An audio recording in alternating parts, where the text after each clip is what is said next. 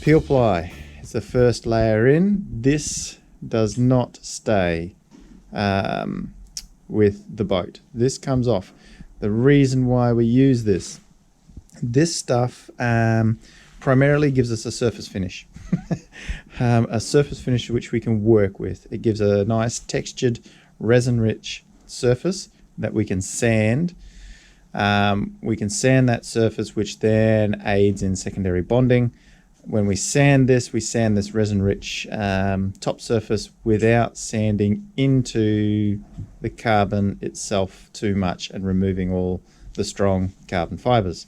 I'll go to the boat and show you the peel ply texture and what it looks like straight after being removed, what it looks like when it's been sanded, and how it sort of protects the carbon from being sanded away too much. Okay, so I was talking about the peel ply, where it goes in the stack, what it's for, and why we use it. Here was a quick little wet lamb job I did without the vacuum bag, but you can see the peel ply is on here, and it looks a bit rugged because it's been in the sun for the last 2 days, and we've had a bit of red rain. So there's lots of red dirt and stuff, turning everything red and yellow. It's not ideal, but anyway.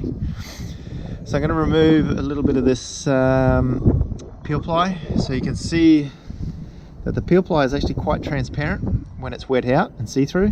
So you can actually see the white stitching tracer lines in the carbon double bias. So without the red tracer line, it's quite easy to not realize you forgot the peel ply is on there.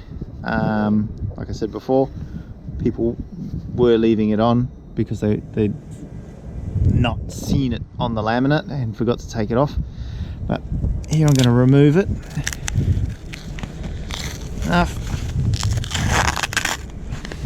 Right, now you can see, hope it focuses, it leaves a texture behind, and it's a resin-rich texture, and it's smooth.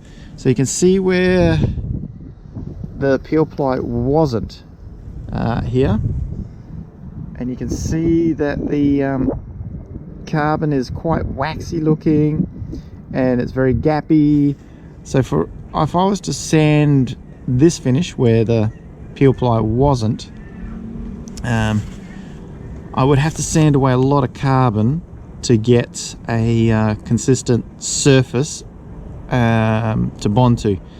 Because of the resin-rich peel ply surface, I can now sand this, you know, where the edge of the carbon is, it's filled in with resin, and I can sand this completely smooth and end up with a consistent, smooth carbon and resin-rich surface to bond to.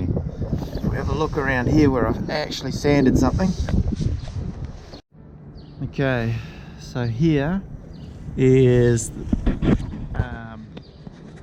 an area that I laminated a couple of days ago and I've actually sanded.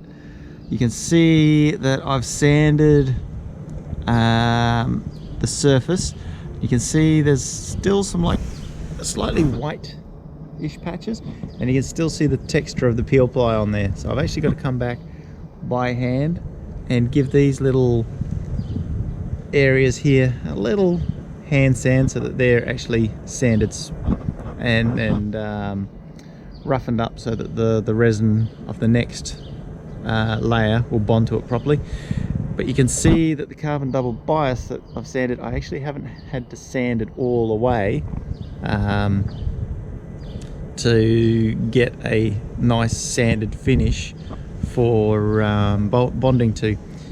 If I hadn't used peel ply, I would actually have to sand halfway through the laminate to get this achieve the same result.